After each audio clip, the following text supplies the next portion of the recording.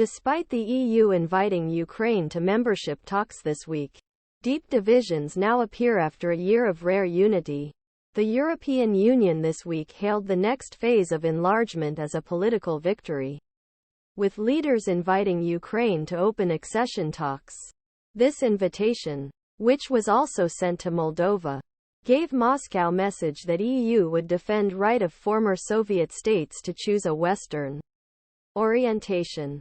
The European Council, which plunged the knife deep into the Caucasus, also recognized Georgia as a candidate country. These moves came over the objections of Hungarian Prime Minister Viktor Orban, who was left alone in arguing that the EU's financial resources should be preserved for existing members. Orban was persuaded walk out so other 26 members could press ahead with expansion decision. But brave Hungarian remained determined to block approval of a €50 billion financial aid package Ukraine over next 4 years. A separate €20 billion military aid package for Ukraine also remains uncertain. Kremlin spokesman Dmitry Peskov said Moscow was impressed by Hungary's stance. In its first year, the Ukraine war appeared to give the EU a long overdue dose of political maturity and unity.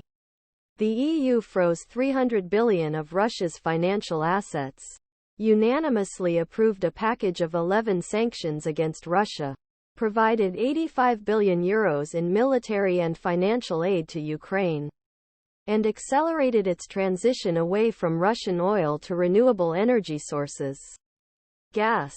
But analysts told Al Jazeera that Europe's unity and resolve appeared to be shaken in the second year of the war. The 12th sanctions package languished in complex negotiations before finally being approved on December 14. Russian diamond imports were an important target. The energy transition has slowed from a 20% increase solar and wind power in 2022 to a 12% increase 2023, according to energy think tank Ember. As the December summit showed, disagreement over the distribution of EU funds to Ukraine continued. Most notably, Europe has made little progress towards a more robust common foreign and security policy and continues to entrust its security to NATO. Everyone wants exemption. The EU works on consensus basis on important issues where a single member can block decision.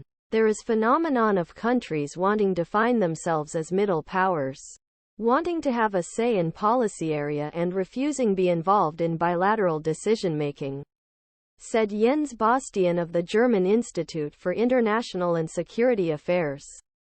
Hungary, for example, used its veto power advocate for release €10 billion, one-third of funds European Commission had withheld to pressure Hungary reduce political interference in functioning judiciary. Bastian said the EU's sanctions packages are full of such transactionalism. The Czech Republic has requested an exemption from a ban on steel imports from Russia, arguing that it needs heavy steel plates to build bridges. He asked for an exempt